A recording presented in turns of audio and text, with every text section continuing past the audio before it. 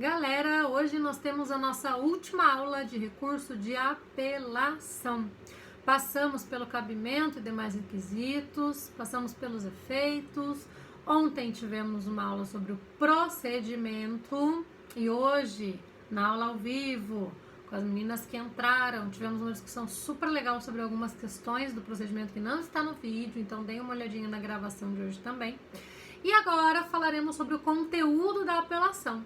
Já olhando, pessoal, para o nosso LPJ, tá? Isso aqui já é uma parte importante da atividade que desenvolveremos no laboratório com o caso que em breve será apresentado a vocês, ok?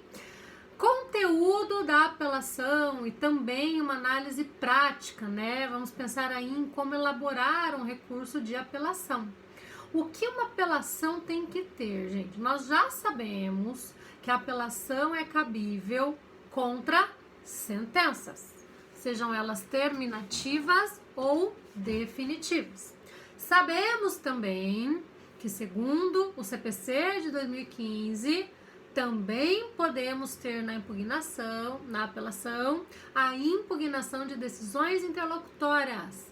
Decisões interlocutórias não agraváveis, aquelas que não constam no rol do 1015, que também vão ser incluídas na apelação ou nas contra-razões. Esse é um ponto importante para entendermos o conteúdo desse recurso.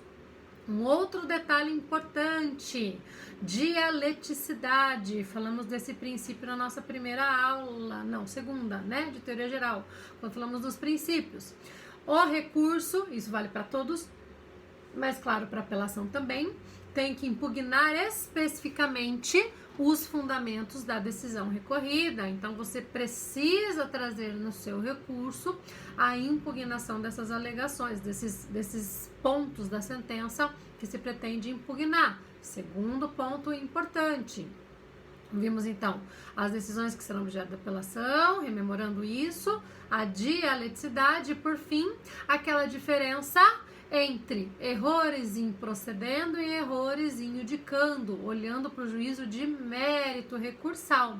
Errores em procedendo, que são aqueles erros de forma que geram, em geral, a nulidade da decisão, e errores em judicando, que são os de julgamento, que geram, em geral, a reforma da decisão. Por que é importante entender isso? Né? Porque uma apelação vai conter, gente, e o Código de Processo Civil vai trazer isso expressamente no artigo 1010, esqueci o artigo, no artigo 1010 ele vai dizer o que uma apelação vai conter, daqui a pouquinho a gente olha melhor para ele vai trazer, dentre outras coisas, que a apelação tem que conter as razões de fato e de direito que justificam a nulidade ou a reforma da decisão e o pedido de nulidade ou de reforma. Isso é bem importante. Vocês já sabem fazer uma petição inicial e uma contestação. Fizemos no ano passado, lembram? Estudamos a petição inicial, estudamos a contestação e fizemos também, com casos super legais, uma petição inicial e uma contestação. A estrutura de um recurso não difere muito dessa petição. Claro que vários dos requisitos não vão se aplicar, não tem valor da causa, por exemplo, né? Mas lá na petição inicial, nós também tínhamos essa lógica, né, de trazer os fundamentos de fato, os fundamentos de direito e aí um pedido. E lembre-se de que eu peguei muito no pé de vocês, né? Todo pedido que você formula tem que estar de acordo, dialogar, ser uma consequência, um resultado de um fundamento que você traz lá na sua fundamentação. Claro, né? Pedido de citação, pedido de provas, não vai passar por isso. Mas quando se trata do pedido de procedência, por exemplo, né, a procedência do pedido e etc., para condenar alguma coisa, para declarar algo, etc., isso tem que estar diretamente de acordo com o fundamento que você trouxe. No recurso é a mesma coisa. Todo fundamento que você trouxer no seu recurso de apelação vai ter uma consequência lá no final. Vai ter uma consequência no pedido que você vai formular mais adiante. Então, por exemplo, se houve um cerceamento de defesa, no caso, Se houve um indeferimento de uma prova, o juiz julgou antecipadamente o mérito, não deferiu a prova que você pediu. Isso é um erro improcedendo, isso é uma nulidade. O que você vai ter que fazer? Você vai ter que abrir um tópico na sua fundamentação para discorrer sobre esse vício, demonstrar porque há cerceamento de defesa, demonstrar que isso é uma nulidade. E lá no item final da apelação do pedido, você vai colocar um pedido de provimento do recurso para que a decisão seja declarada nula e se determine a reabertura da fase instrutória para produção de prova. É um pedido de nulidade, porque você trouxe um erro improcedendo que gera nulidade. Imaginem que, por exemplo, houve uma perícia e não houve intimação das partes e do assistente técnico para acompanhamento da perícia.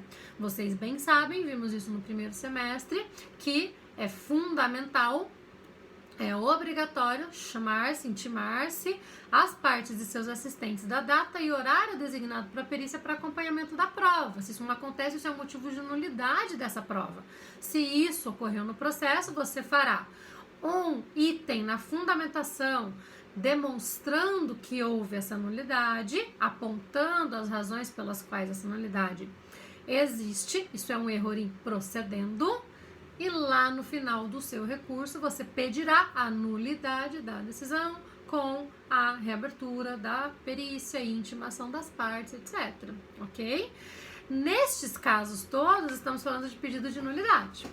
Mas pode ser que você traga, e você também trará, erros em indicando para sua apelação, na sua peça. Os erros de julgamento. O juiz valorou mal a prova. A prova não demonstrou isso que o juiz está dizendo que demonstrou.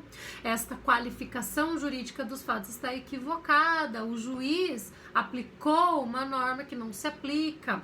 A conclusão a que chegou o juízo na decisão está equivocada. E por aí vai. Nesse caso, você está apontando erros em indicando, que vão gerar a reforma da decisão. Então, o pedido que você vai formular lá no final é um pedido de reforma da decisão para que se condene a parte ao pagamento de indenização, para que se julgue improcedente o pedido. E aí vai do caso. Quando tivermos o caso do LPJ em breve, aí nós vamos fazer essa discussão de novo, olhando para o caso, tá? Mas é bem importante que vocês entendam essa base antes. Ok, gente? Tudo bem?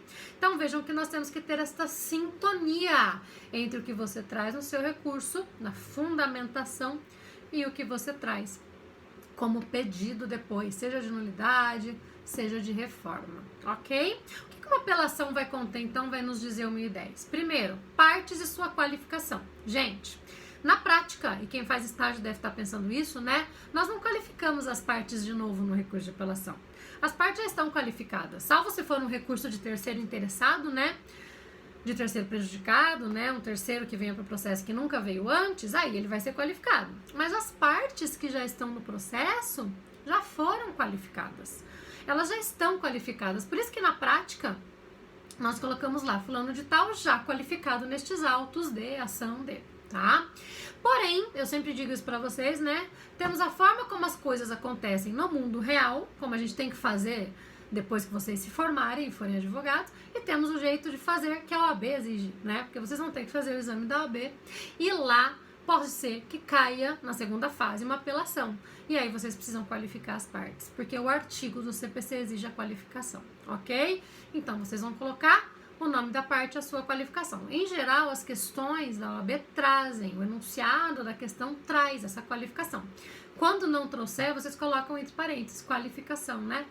E aí o examinador já sabe que vocês estão, afinal, cientes de que vocês precisam qualificar as partes, ok? Partes, então, e sua qualificação. Na sequência, vocês precisam trazer os motivos de nulidade ou de reforma da decisão, demonstrando, então, os erros improcedendo e os erros indicando, que nós já estudamos lá nas aulas de teoria geral, deem uma olhadinha lá de novo, tá?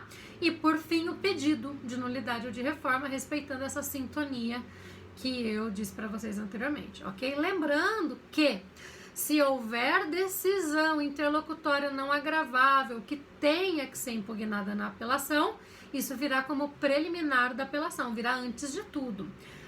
Antes de vocês demonstrarem os motivos que justificam a nulidade ou a reforma da sentença, vocês trazem a impugnação à decisão interlocutória. Até porque muitas vezes ela vai realmente ser prejudicial à sentença, tá? Então, nesses casos, você traz essa impugnação antes. Ai, professora, mas fica meio estranho, né? Essa é uma decisão interlocutória que deveria vir depois, logicamente depois.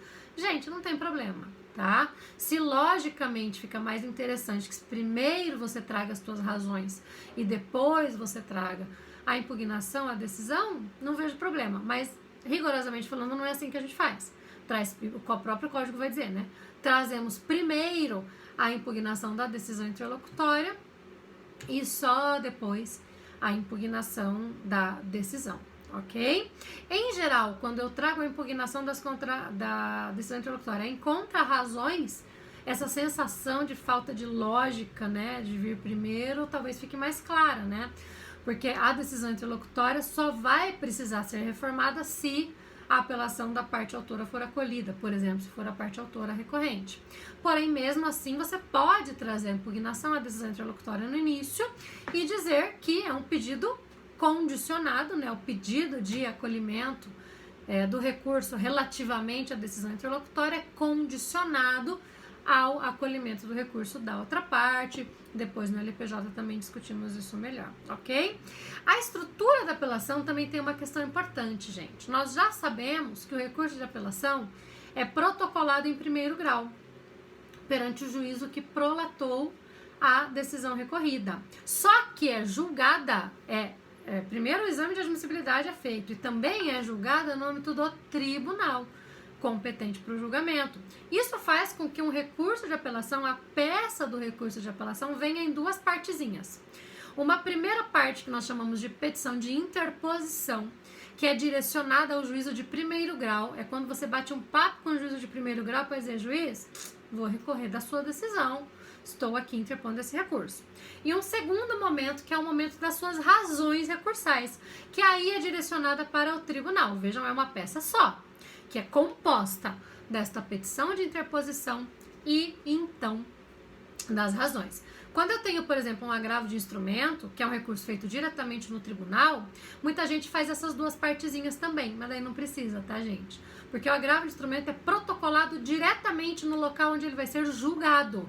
Então, aí é uma conversa só. Você não precisa bater o papinho com o juiz de primeiro grau e depois o papo com o tribunal. Direto você já resolve isso encaminhando a tua peça e as razões para o tribunal. Na apelação é diferente. Então, você faz a petição de interposição encaminhada, endereçada ao juízo de primeiro grau. Nela, você pede apenas para que a parte contrária seja intimada para contrarrazões e, vindas as contrarrazões, o processo seja encaminhado ao tribunal, finaliza com endereçamento, data, local e assinatura da peça. Se for prova da OAB, não pode assinar, lembrem-se disso, porque isso é a identificação da peça. E então, na segunda parte desta mesma peça, aí sim você dirige ao tribunal. Egrégio Tribunal de Justiça do Paraná, excelentíssimos senhores desembargadores, colendo a turma. E começa a trazer, então, ali as suas razões de recurso, que vão trazer a impugnação à decisão interlocutória não agravável, os errores em indicando que gerem nulidade e os errores em procedendo que gerem nulidade, os errores em indicando que gerem reforma e, no final, o pedido de nulidade ou de reforma, a depender do que você trouxe. Quando houver tudo, errores em indicando, errores em procedendo, você traz tudo, tá? Vale aqui também aquela regra de que tudo tem que ser impugnado de uma única vez, é a sua oportunidade para isso. Se o tribunal supera a sua alegação de nulidade, ele passa, então, a examinar as suas razões para reforma da decisão, ok, pessoal? A estrutura de uma apelação, então, é essa. O conteúdo de um recurso de apelação, portanto, é esse. A ideia é que, a partir do caso que nós selecionaremos para o LPJ, vocês, então, adequem, pensem nessa estrutura à luz daquele caso. Obviamente que vocês terão que verificar Se há decisões interlocutórias não agraváveis, vocês terão que verificar se há errores indicando no processo todo, vocês terão um processo todo para examinar, então vocês vão ter que verificar eventuais nulidades. Se há motivos de reforma e que motivos são esses, para conseguir então formular os pedidos, as razões, os pedidos, sempre atentos à dialeticidade recursal. A ideia de que a impugnação tem que ser formulada especificamente e, claro, com um olhar sobre o efeito devolutivo. Você escolhe a extensão da impugnação no seu recurso de apelação, lembrando que em termos de profundidade, todos os fundamentos necessários ao exame daquilo que você delimitou na extensão vão junto para revisão, para análise pelo tribunal, ok? Daqui a pouquinho conversamos melhor sobre isso e posso dar outras dicas para vocês sobre a elaboração de um recurso de apelação, já que vai ser o primeiro da vida de vocês, então é bem importante que a gente entenda isso adequadamente e depois, quando tivermos o caso, vamos trabalhar isso à luz do caso concreto, ok? Também vamos hoje resolver alguns exercícios que eu vou deixar para vocês analisarem, ok, pessoal? Até daqui a pouco, um beijo, bons estudos!